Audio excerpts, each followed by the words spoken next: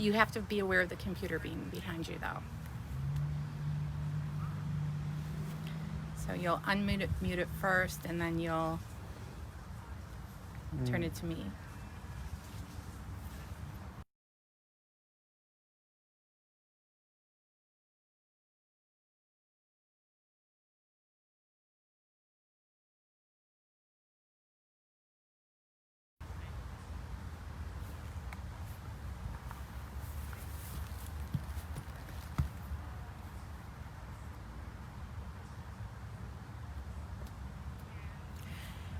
Hello and welcome to Artifacts with Edie, a live show and tell of the artifacts from the Summit County Historical Society.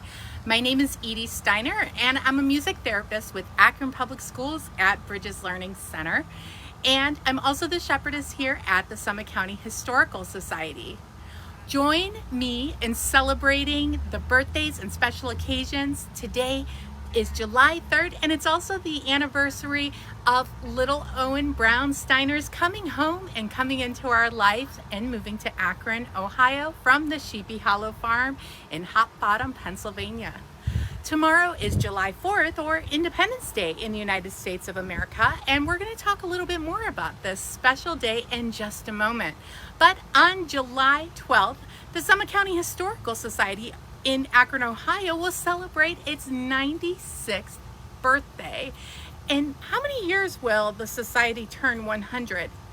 You're right. In 4 years, our local historical society will commemorate a century of preserving and sharing the history of Akron and Summit County.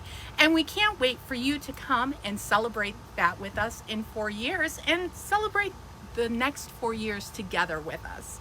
In 1945, the Perkins Stone Mansion, the home of the Akron and Summit County's founding family, was purchased by the Summit County Historical Society of Akron, Ohio, to be its new headquarters.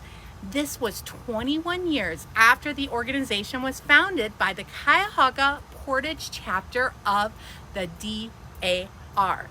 The DAR is abbreviated for the Daughters of the American Revolution. So now let's learn about the Revolutionary War and the formation of our nation, the United States of America. People living in the 13 colonies were under British rule. They were upset and they were being unfairly taxed without representation in Parliament. Do you understand what that means?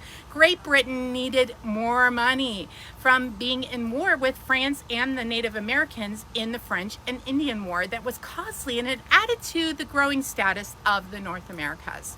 So to raise money, the British government taxed items that American colonists used. Those taxes were extra fees required for payment. The money received from the taxes was given to the British government. So the Stamp Act of 1765 stated that printed items, mostly things that were made of paper, such as playing cards, but also dice, and legal documents like wills, deeds, newspapers, and pamphlets required a stamp on them. To get the stamp, a tax would have to be paid, and this was very unpopular with the colonists, and it was repealed or canceled in less than a year. Next came the Townshend Acts of 1767. This act taxed goods imported to the American colonies. Tax items included British china, glass, lead, paint, paper, and tea. Benjamin Franklin had shared that the colonists were looking to manufacture their own items, so imported goods would not be needed. So the British taxed items that they expected the colonists could not make. The British government was not paying attention to what the colonists had already been doing.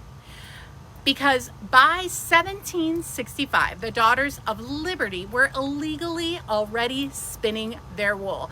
They then made and proudly wore handmade items instead of the garments that were from Great Britain and were taxed.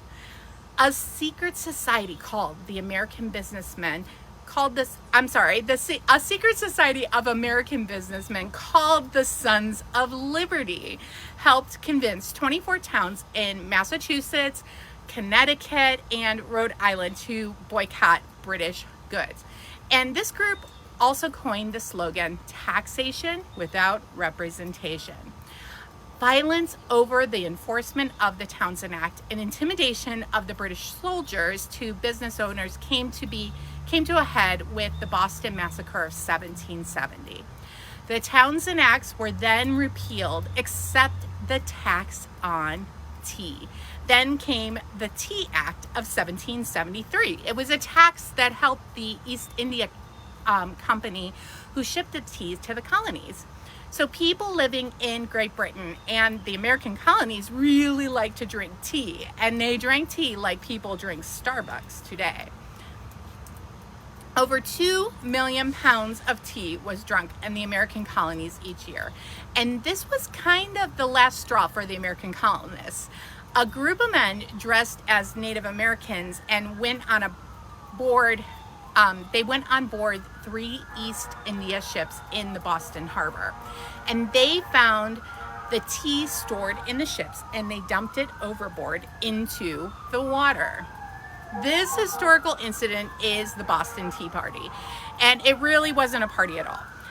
On April 18th, the British were marching towards Lexington and Concord, and militant men like Paul Revere rode ahead to warn the colonists. The next day, there was a clash between the British soldiers and the American colonists, and that became known as the shot heard round the world. It was the beginning of the American Revolution, and it was known as the Revolutionary War, which lasted from 1775 through 1783. A colonial army was developed, and the American colonists started to plan their great independence from Great Britain. I'm just going to let the siren pass. We hope that whoever is in need of those sirens right now, that they are going to be okay. Well, back to our American Revolutionary story. So during the gatherings of the Second Continental Congress, George Washington was appointed as commander of the army. A resolution by Richard Henry Lee, which had been presented to Congress on June 7th and approved on July 2nd, 1776, issued the resolve that these united colonies are, and of right ought to be, free and independent states. Originally, it was thought that July 2nd would be the anniversary of the beginning of our nation. Instead, we celebrate July 4th. The document drafted by Thomas Jefferson was then adopted. And do you know the name of that document? The Declaration of Independence. In that document, Jefferson used Mr. Lee's wording. And on September 9th, 1776, the Continental Congress officially renamed the United States, the United Colonies, as, I gave it away, the United States. While the small secret group of men was drafting early documents of independence, Abigail Adams, the wife of one of the writers, John Adams, asked them to, quote, remember the women. She had hoped that they would give women rights such as the ability to own property and the ability to vote. Unfortunately, they did not remember the women. So we will talk about this in another upcoming episode of Artifacts with Edie. They also did not remember African American men, African American women, African American children that were held in slavery. So as you learned 2 weeks ago, Juneteenth was celebrated as Freedom Day in June of 1865 for people that had been enslaved. Even after the Emancipation Proclamation during the Civil Wars, people that had been enslaved were still not given all of their independence in the United States, and especially in the southern states. So for the Revolutionary War, the colonial soldiers and residents fought many battles for years to come for the independence from Great Britain. This July 4th, the United States of America will celebrate its 244th birthday. Now it's time for us to review before we reveal what our artifact of the day is. So, question 1. Taxes were paid for what items during colonial times? You're really stamping out the competition today. The Stamp Act of 1765 stated that a tax had to be paid to get a stamp on a paper item such as a will or even dice and playing cards. Let's move on to question 2. Who did American colonists plan for their independence from? Was it A, the South, B, Great Britain, C, Canada, or D, North? If you said B, Great Britain, then you're really seeking out all of the quality answers today. Great work, scholars. Last question. What had Abigail Adams hoped her husband would remember to do? Was it A, take out the trash, B, remember her birthday, C, remember the women, or D, remember to pick her up some tea from the shop? If you said C, remember the women, then you are our scholar of the day. We can't wait to share the rest of this story with you in upcoming episodes of Artifacts with Edie. But until then, see if you can't find out some of your own information about Abigail Adams. So are you ready for our artifact of the day? Today's artifact is, as you probably guessed, it's an American flag. This is a flag with 36 stars dating back to July 4th, 1865. The initials GAR stands for the Grand Army of the Republican Union Soldiers during the Civil War. Did you know that the flag of the United States has changed 63 times over the past 235 years? In 1775, the Continental Navy flew a flag with a red striped background and a snake with the words "Don't tread on me" on it. This flag later became a symbol for the United States Marine Corps. And there was even a flag with a pine tree on it. And the Liberty Tree was an appeal to heaven in New England. The Grand Union flag represented in rebelling colonists. It features a British Union Jack in the upper left-hand corner, surrounded by 13 white and red stripes, symbolizing you guessed it, the 13 colonies. Many people are familiar with a flag that was designed by Philadelphia seamstress Betsy Ross in 1776, and this story may be a little bit of folklore, but it's still told today. In 1795, this flag had 15 stars for the number of states in the Union. In 1814, during the War of the 1812, Francis Scott Key pens a tune he titled "The Star-Spangled Banner." And when he sees the U.S. flag still waving over the battle at Fort Henry. Over the years, many more stars have been added to the flag until we have our 50-star flag. Do you know all of the symbolism behind the flag?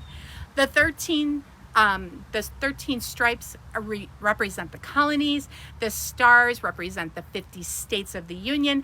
The red symbolizes hardiness and valor, while white symbolizes purity and innocence. And the blue?